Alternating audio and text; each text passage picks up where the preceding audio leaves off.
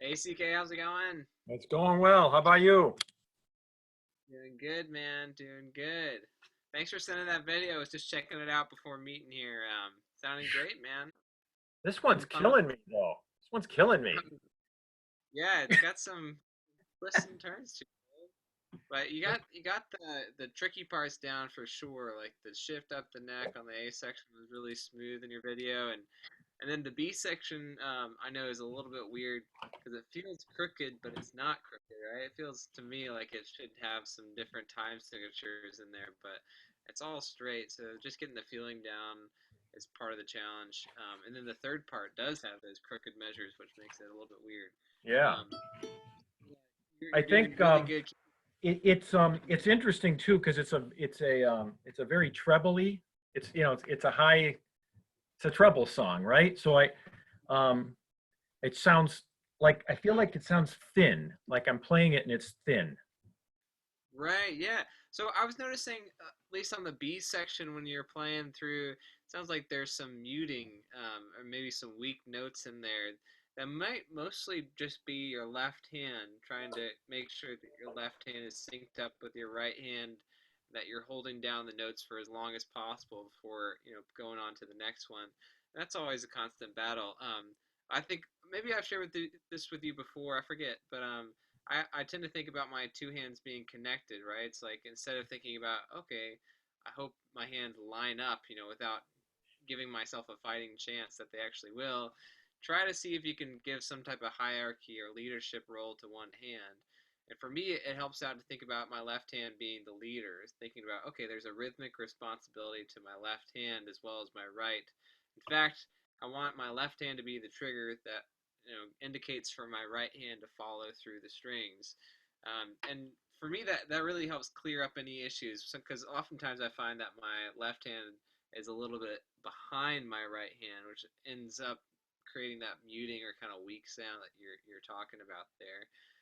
So maybe just to warm up here, would you mind playing through this tune one more time and have this concept in mind? So especially when you get to that B section, see if you can just make sustain be your primary goal. Make every note really count. Yeah. So and I will do that. A question though is so how do you wrestle that, right? Is it playing, just practicing slower with a metronome? I mean, what is it that when I knock this thing down, let's say I'm playing that clip was at like 160, all right? So Right. or if I play it at a cut time, it's at 80. So if I play it at 60, right, then it's more like a slow groove, right? And that's easy to sync your hands up, right? But as soon as you add any element of speed, that's where I'm struggling.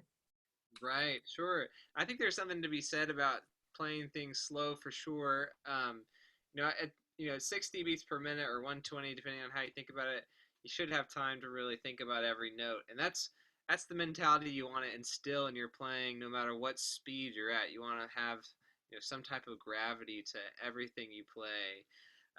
But at the same time, you don't want to just be stuck there, right? That's the trick. It's like how can you push yourself to get faster without building up bad habits or not being satisfied with the sound that you're getting at those faster tempos. And I think you have to think about it as a coin. There's two sides to this coin where you want to make sure that you're really practicing things thoroughly and that you're making things correct at a slower tempo first. And then once you've done that, that's going to be your foundation that you're building on top of for the rest of this tune as you keep playing it, as you get faster, and as you get more fluid with it. So that's definitely the priority. But the other side of the coin is pushing yourself and seeing if you can play it faster while still instilling these qualities of your ideal tone, your ideal timing, your ideal sustain. All these things have to be present in your mind as well. It's almost like you should be hearing two things at once. In my mind, I hear my actual sound, which is usually what I'm happy with or satisfied with, and then I'm also hearing my ideal self play through the song at the same time, note for note. So that way I can kind of compare the two. I'm sure like you kind of have a similar experience where you're like, oh, that's not exactly the tone I'm hearing in my head or the tone I want or the timing I want. Yeah. So I've no doubt, all those little things are gonna start to line up. And we may never get to that mountaintop experience where we have those ideal sounds that we have in our head. But the more we think about them, the more we aim for that, and we aren't satisfied with these imperfections up front, then the more closer we'll get to those ideal sounds we hear in our head. I know that it sounds kind of weird, but I guess you just really gotta hold yourself accountable in some ways, but not too much. You don't want to be discouraged by lack of progress because you are making progress, and we're all making progress, but we usually make it slower than we want. So maybe just to warm up, let's try this tune a bit slower, maybe around that 60 beats per minute or 120 beats per minute mark, just to give yourself some time to think about every single note you're playing.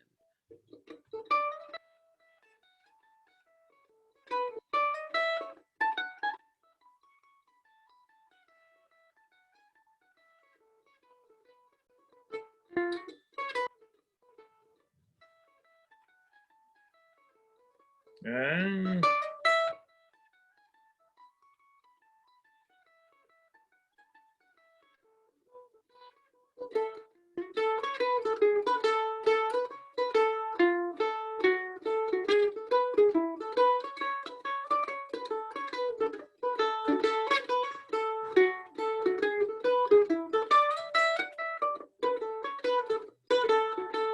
I'm finding that I don't think I'm playing through the strings. Right. Yeah. Yeah. So that's another factor as well. I would mention that like before you stopped, I was really enjoying what you were playing there. I think it's actually sounding better than you were sounding on that video already. And I think there is a better connection between your two hands there, which is allowing the notes to ring through in a deeper way. So that's a huge improvement already. So whatever you're doing, let's keep doing that. But thinking about your right hand as well, following through the strings, that's another consideration. And I notice sometimes when you're playing with your right shoulder, it looks like it's starting to creep up a little bit halfway through the song. I don't know if you're aware From of that, if that's intentional, but I'm not aware of that. You're saying like from a tension perspective, or right. Well, I think just as a general rule with posture, you try to have your shoulders about as level as you can, right? You want it to feel as natural as possible. Sometimes when I'm playing, I do find myself like kind of crouching over like this, or I might find my left arm is creeping up or my right arm's creeping up. And as soon as you start lifting one shoulder, at least for me, I notice there's a tension that creeps down my entire arm, which affects my playing a lot.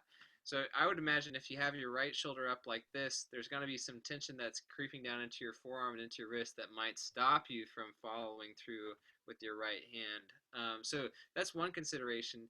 Just see if there's any tension in your arm or in your shoulder while you're playing. One kind of technique you can use to help fix this is imagine there's a string attached to the top of your head and it's pulling your whole spine straight. It's pulling it up towards the ceiling there. Think about like just having a straight back and a relaxed posture with your shoulders having, no tension in them. They're not being lifted up. They're just lying flat. They're relaxed there. And yeah, then when you come to the mandolin too, even if you have a strap on there, think about it being like this, where this mandolin hopefully should be situated on your body, so you're not having to prop it up too much, right? You're kind of holding it between your legs, or your chest is keeping it in place, and then your arm is keeping it in place as well. And think about if you have both your hands fall to the ground like this, if you lift up your hands like this, just really relax, from the ground up, that should be kind of like your normal posture for the mandolin. I think they call this supine position, basically, like where your hands are taking their normal position that they would if gravity takes hold, and then if you just lift your arms up and allow your mandolin just to kind of fall where your arms lay, then that should be your good solid posture. You might have to like bring the mandolin neck forward a little bit so you're not like having to put your shoulder back or anything like that. You want to keep your torso pretty straight and even. So allow the mandolin to kind of conform to your body instead of conforming your body to the mandolin, if that makes sense.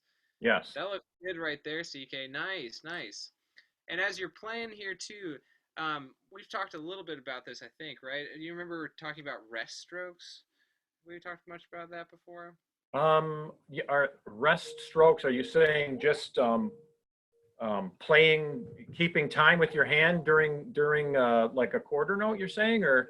Almost. So the idea of rest strokes, I'm glad we're talking about this. Maybe we haven't covered this before. I think this is really helpful when it comes to thinking about getting a full sustain and follow through with your right hand.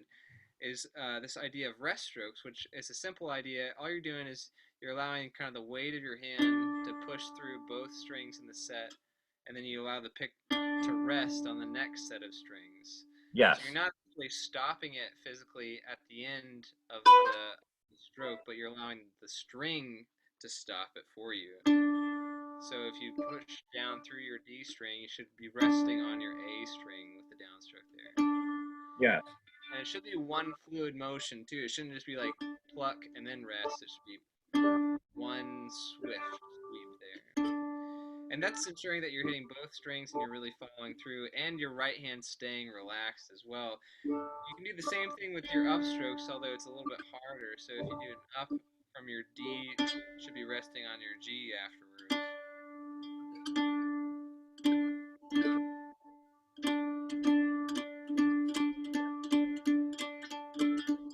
So it gets harder the faster you go. And obviously, if you're playing a tune like this that's meant to be pretty quick, it's going to be really tough to get that feel. You're not going to be able to rest your pick in between every pick stroke like that. But I think you still want to hang on to that sensation you get whenever you're doing these rest strokes, where your hands being really relaxed and you're allowing this gentle pressure to follow through the strings with your pick. It's almost like that feeling you get whenever you're swimming. This is the analogy I think of, is when you're swimming, you feel like you're moving in slow motion, but you also feel kind of heavy, right? It feels like you're moving through resistance. But the beautiful thing about it's an even resistance, right? It never starts and stops or jerks or anything like that. It's just this really smooth, graceful motion. It's almost like you're doing it in slow motion, I should say. So you kind of want that same feeling, when you're pushing through the strings. Imagine the pick is your hand, and the strings are just water. That's as easy as you want it to be there. So just to practice this, see what it feels like to play just a simple scale with this rest stroke, and keep an eye on your shoulders as well. Make sure they're not creeping up on you. But just try using your D major scale, for instance, since you have strings on either side there. Just be like rest stroke for the first note, down, up, down, up, all the way through.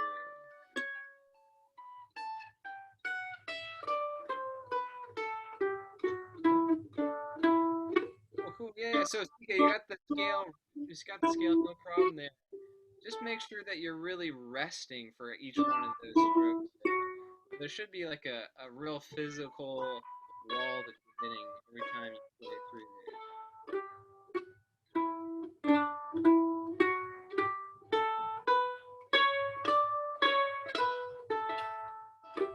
There you go. Nice.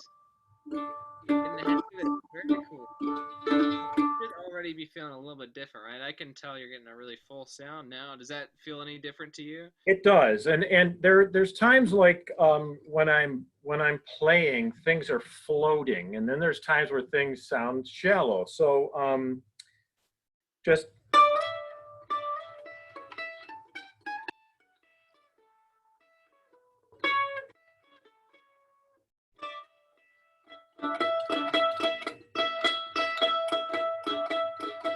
sometimes I feel if I don't grip the pick as hard and I let the pick gently flop, then it feels like it comes through the strings, and almost maybe part of that flopping is it is kind of resting on the strings below. Sure, sure, yeah. So I think that is healthy. You don't want to have a death grip on the pick. I maybe grip it a bit firmer than some mandolin players do, but it's helpful to feel where this pick meets the strings and where it actually follows through, right? Because you don't want the pick to be so rigid that it doesn't have any give when it meets the string. You want there to be kind of like this instant where the pick meets and flexes and then follows through.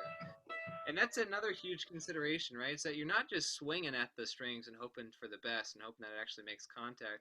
you should be feeling for that instant where the pick touches the string, so that way you can then apply more pressure to make sure that it follows through the string as well. I don't think about it just as one motion. It's almost like a three-part motion where you start going down for your downstroke. That's the first part. Second part is where you're actually feeling for the string. You make contact, and then the third part is where you follow through. And regardless of rest strokes, that's how I try to feel with my right hand whenever I'm playing anything. It doesn't matter if it's tremolo, single note, or even if it's playing chords. I'm trying to really be sensitive with the tip of the pick and be really, I don't know, trying to tune in to when that point of contact is. Because you'll notice too that it affects your accuracy. If you get to the string too early and don't follow through quick enough, there's going to be some muting and buzzing, right? Or if you get there too late, it's not going to connect or sustain as well as you want to as well. So it's all about that connection that you make with the strings. And trying to really follow through like we have in this rest stroke idea. And what I find, like, even when I warm up with this rest stroke idea,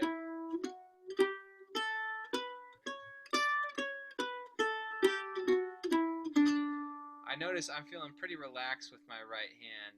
I'm not too worried about the follow through because I've gotten in the zone here. And so when I go from there to playing a single note melody like this tune,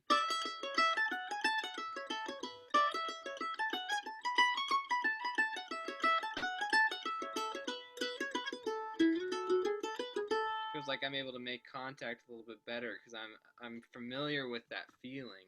As you continue to do this again and again, it's gonna be easier to recreate that feeling, even though you're not actually touching the strings on either end of your sweep there. And yeah, trying to be as accurate as possible at first is really great, but also, another funny thing that I've heard this mandolin player Jake Jolliffe does is that he'll practice strumming through melodies as well. Like we talked about that a little bit before, I thought as well. Is that right? Maybe I'm Um, misremembering. no, I don't remember that. Go Oh ahead. yeah, here's another weird thing that you can do. So, kind of on the other side of the coin, now instead of worrying about accuracy and precision, we're just going to exaggerate something and see what it feels like. So, what would happen if instead of playing just single notes or single sets of strings for this melody, what if we played all the strings at once but kept our left hand the same? So, Hmm. instead of like, it would be like,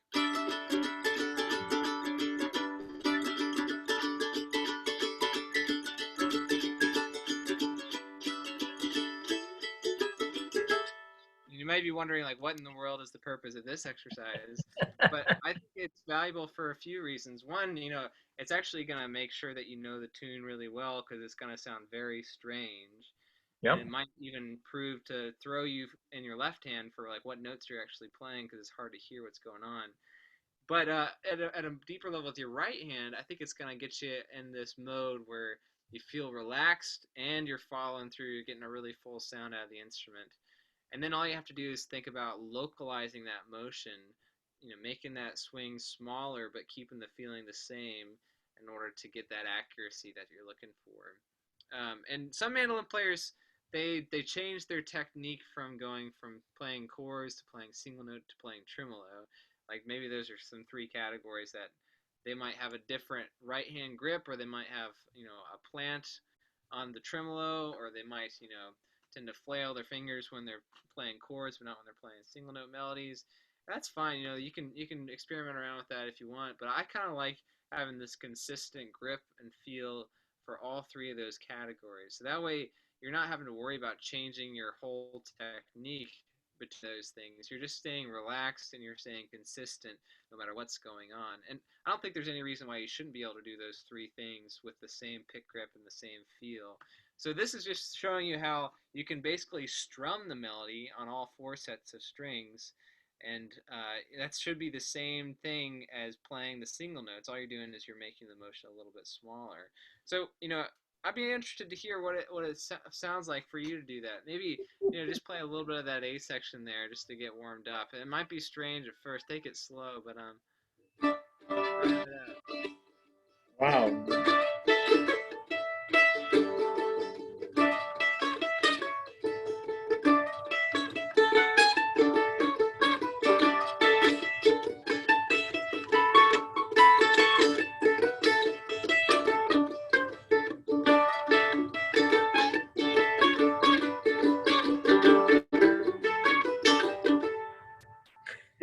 wow, man. That's a That's big going to be a sacrifice, fun exercise. man. Yeah, maybe do it when no one else is in the house. I've learned, it can be a bit of a alarming thing to play around other people, but yeah, I think it's really helpful. Especially as a warm up too, before a gig you have, or if you're going to a jam, just as a way to make sure everything's staying loose and staying happy. You can strum through a few melodies, and then start making the swing a little bit smaller. So after you've played through the whole melody of strumming, you can do something like this, where you're maybe hitting 2 or 3 sets, like,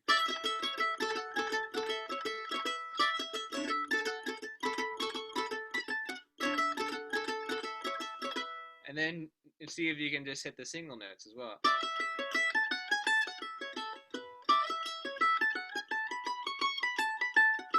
And hopefully you don't want there to be too much of a difference between all three of those. You want there to be a difference in the length of the swing, basically.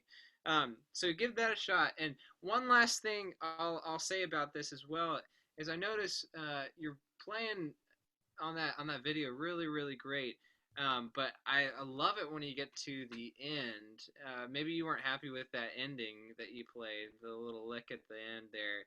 But I noticed your volume ticked up almost like 50% there. It was so much louder and so much stronger. And I was like, yeah, that's awesome. And I wish you'd do more of that. I think that'd be a really cool thing to start practicing a little bit more too. And as a mandolin player who loves a lot of modern players, I tend to play a bit quieter than some other players. And I've spent some time with Mike Marshall, and he was getting on my case for playing so quietly. And he said, he's so frustrated with like the young players these days because they play so quietly. When back in the day, people played with like some real attitude, and they didn't care about making mistakes. And I started, playing a lot more with Sam Bush records, and I realized, wow, this is the case. I want to be more like Sam. And I forget if I shared this too, but Sam apparently had an instructor growing up who told him that if he ever made a mistake, he wants the person in the very back of the room to be able to hear it. Play it so loud that everyone can really make it out. Yeah, And yeah. once you do that, it's so true. It kind of switches this thing where you don't really care so much about making mistakes. If you're gonna play the mistakes loud, then why play the mistakes at all, almost. So it's like it creates this positive cycle where you're probably not going to be playing with many mistakes because you're playing so confidently. And another great teacher I had as well told me that you're only going to play as loud in a performance as loud as you're playing in your practice room. And that's so true as well. It's like, why are you expecting yourself to be able to be heard in a jam if you're not actually pushing yourself to play louder in the practice session? So I found I had to kind of raise my mezzo forte level. That's the volume that people normally play at whenever they first pick up their instrument for the first time in the day. So I had to kind of raise my standard, or raise the level of volume that I felt was normal, and practice at that level for a few days, and eventually it kind of started to feel normal through that. And I think by playing loudly, you do tend to play with less mistakes, which is interesting. But also, I think you pay more attention to every note in some ways. Like if you're playing quietly, it doesn't matter too much if you flub a note, right? Because it doesn't stand out quite as much. Whereas if you're playing all this loudly, you're gonna start noticing those things a lot more and be a little bit less satisfied with them. So it's Yeah. again kind of like a self-fulfilling prophecy. If you play louder, I think you're gonna be able to play more cleanly and more confidently too. It's like a power stance for the mandolin. Well, that's an interesting point So because I have been doing that. So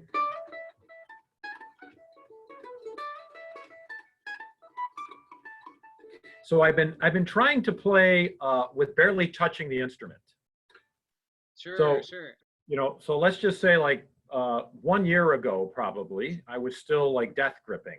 So I've cured myself of death gripping, but now when I handle the instrument as light as possible. So I'm like today when I was rehearsing, I said to myself, okay, let's like not touch the instrument and then sneak up on it and play like that, right? How absolutely lightly can I play, right?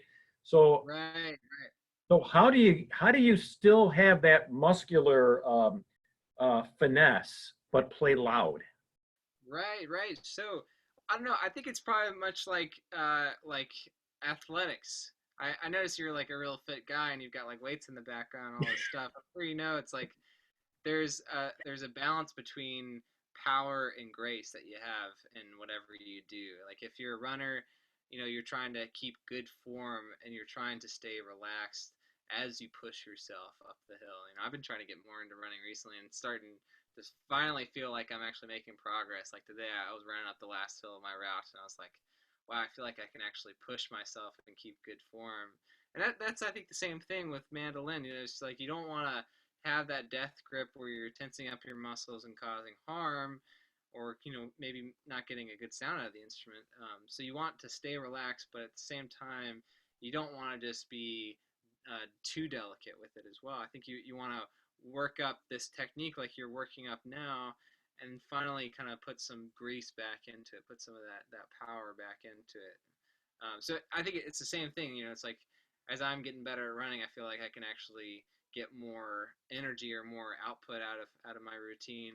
And you're gonna find the same thing with mandolin as well. I don't know if that's your experience. I'm a very casual athlete, so I don't claim to know anything about that. But yeah. So I just say now that you're feeling more relaxed, and trying to keep always keep in tune with that. You don't want your shoulders to be creeping up again. You don't want to have that death grip. So you've learned from that experience. Now I think it's time to maybe put some of that elbow grease back in there and see if you can create the power without going back to where you started as well. So trying to find that balance between the two. Yes. So just as a fun exercise here, since we've been playing through this tune a lot, I'd love to hear you play through this one more time and play through it as loud as possible, just for a weird exercise. See what happens there. Yeah.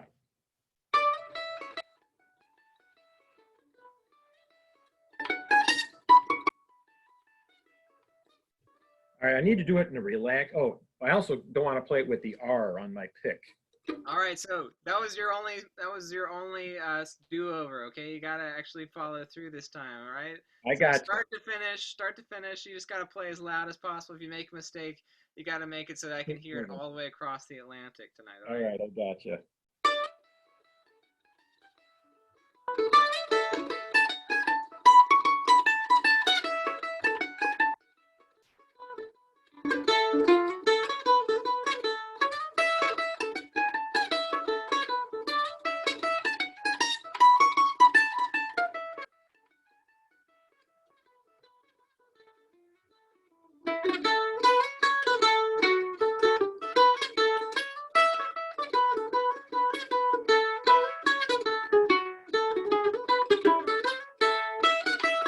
Ah,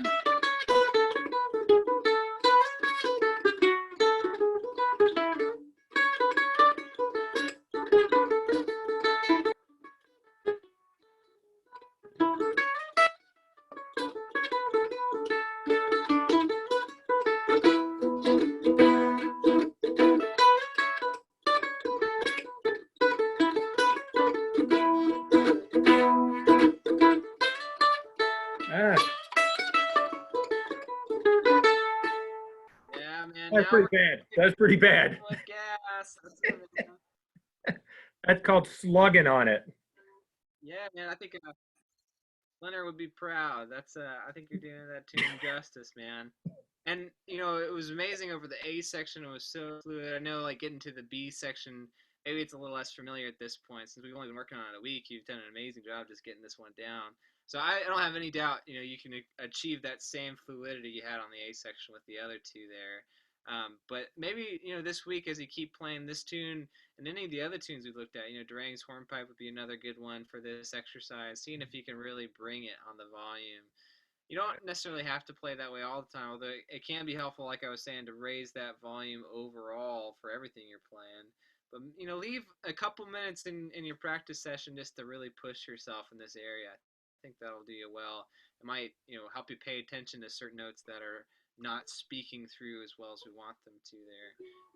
And then try these other exercises as well. See if you can play as loud as possible. Another weird thing is to see if you can go to the opposite spectrum, see if you can play this tune as quietly as possible, but still make sure every note's exactly the way you want to. Because I think we just want to be dynamic players in everything we do. We want to be able to play to suit the jam that we're in, or the band that we're playing in, or the song that we're playing too. We don't want to play that way over a really delicate number, but a raging fiddle tune like this really suits that sound. We'll try that out. Try strumming the melodies as well. That could be a nice way to warm up. And I think this will all come together with speed as well. In hand with sustain and tone, playing faster. I think playing slow to start with, playing with real intentionality with every single note, speaking the way you want them to first is good.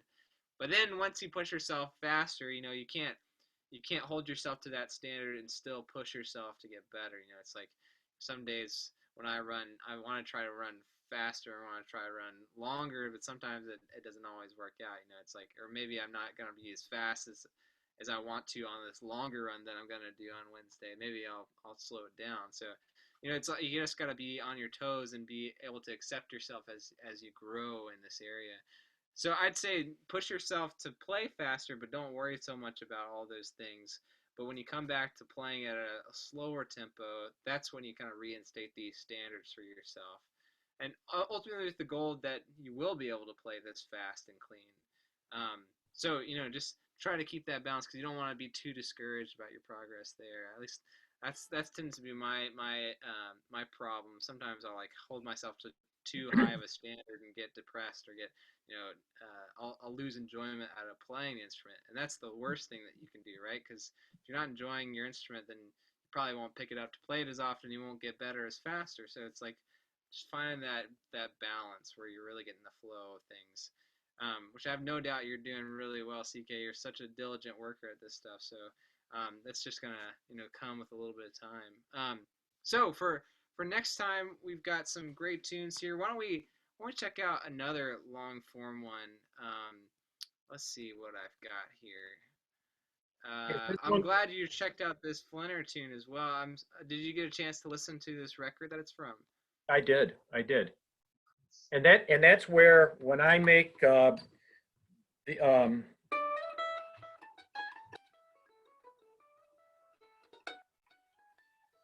I noticed so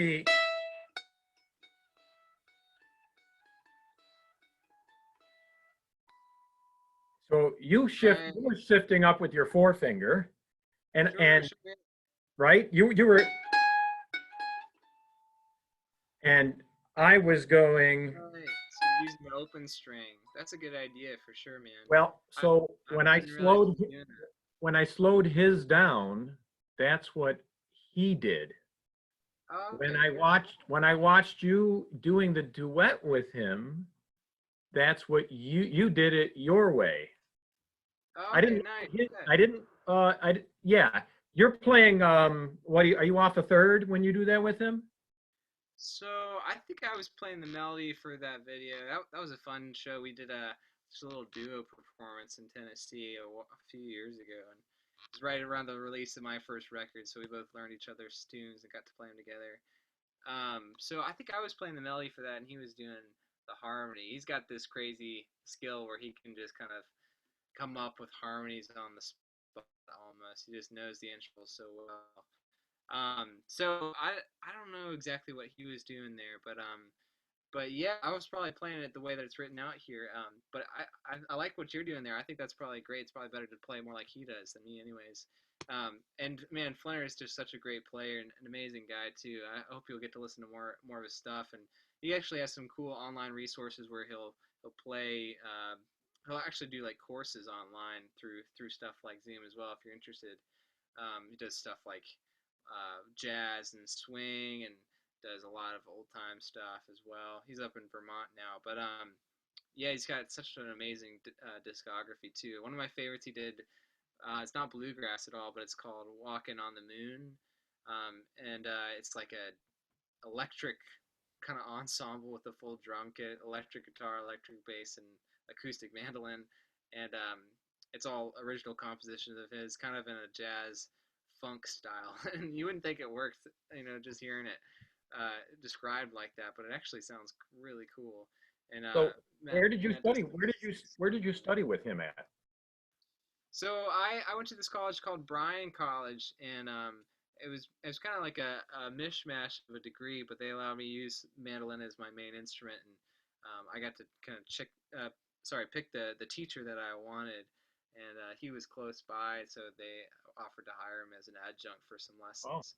Um, wow. so yeah, it's just kind of like meeting like this. Sometimes online, sometimes I'd drive up to Nashville and hang out with him for a little bit. But he's been such a great mentor to me, and I still hang out with him. He's produced two of my records, and we end up seeing each other at camps and whatnot these days. But yeah, I'd definitely be familiar with the rest of his work. You know, that's such a great source of inspiration for me and a lot of other mandolin players, and just the compositions he does and the players he gets to join him in the studio are all top notch. Um, so great work there. Let's see. Thinking of some other tunes we can check out. Have we looked at this tune called Cazadero yet? I have not. Okay, nice. This one's a bit tricky. It's a four-part tune in the key of E major, which is not a very common key for fiddle tunes, but it's one of my favorites actually. I first heard it off of Chris Thiele's record, Not All. Sorry, no, it's How to Grow a Woman from the Ground, which is one of my favorite albums. And then I realized earlier that he wasn't the first mandolin player to do it. John Reichman recorded this track on a record called North of the Border, and he Okay. didn't even write it though. It's written by a fiddler named Paul Shalasky, who's from California, and he and John used to play together in a band called the Good Old Persons. So you can find a bunch of their records around. But the tune's so nice. It's a really pretty melody, and it's got a lot of interesting techniques going on throughout the four parts. See if I can play a little bit of it for you here. It goes something like this. Yeah.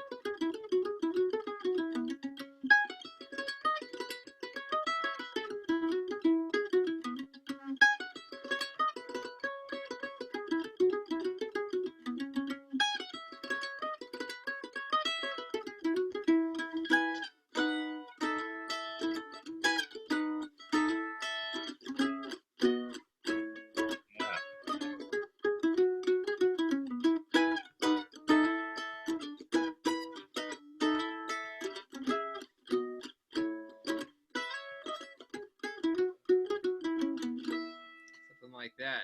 Um, Yeah. so definitely check out those two recordings, and you can get some inspiration from that. But I'll send you the chart to learn along So with their does your recordings. I'll chart send have you the that? version. I'm sorry, what was that? Does the chart have those swinging chords there too? So the version I've got has kind of just more of the melody written out. Let's see. Yeah. Actually, I think I have another version that has the chords as well. I'll send you that one just to kind of get through the last section there.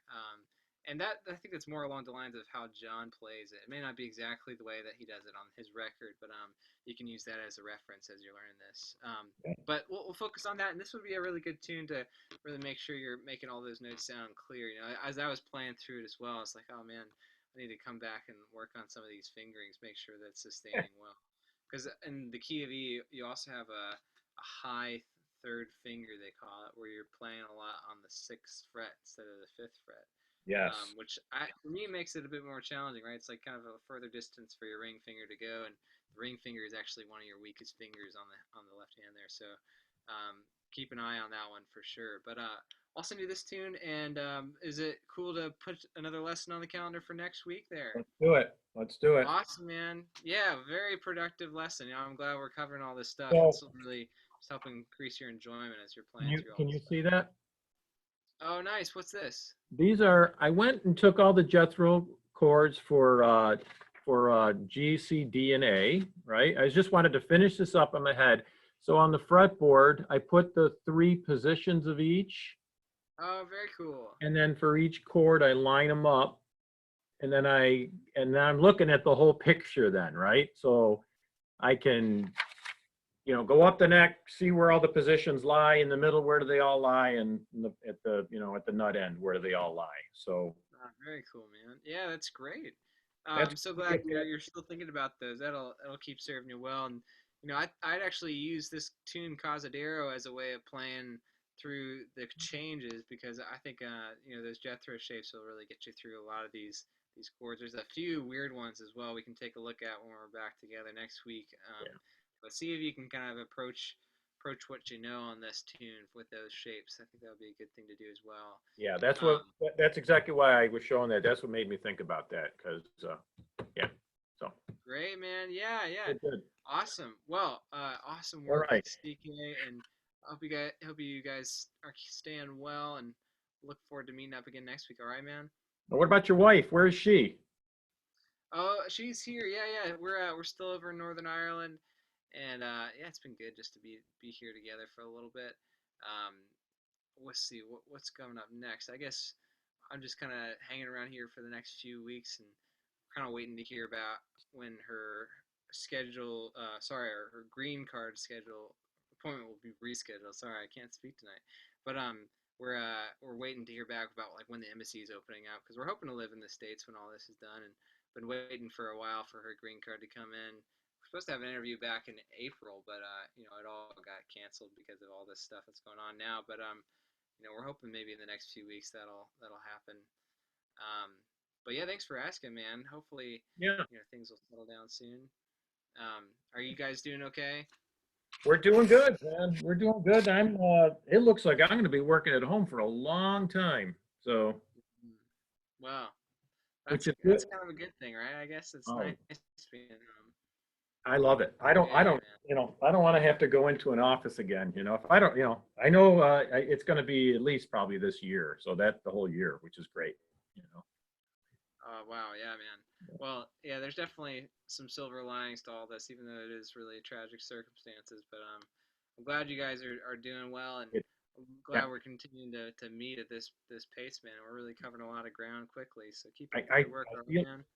I feel really bad though for the professional musicians. I don't know what, I mean, all of them. You're all screwed, right? So what's everybody doing? I mean, Right, yeah. Well, there's been like some good things to happen. There's a lot of funding for COVID-19 relief for musicians.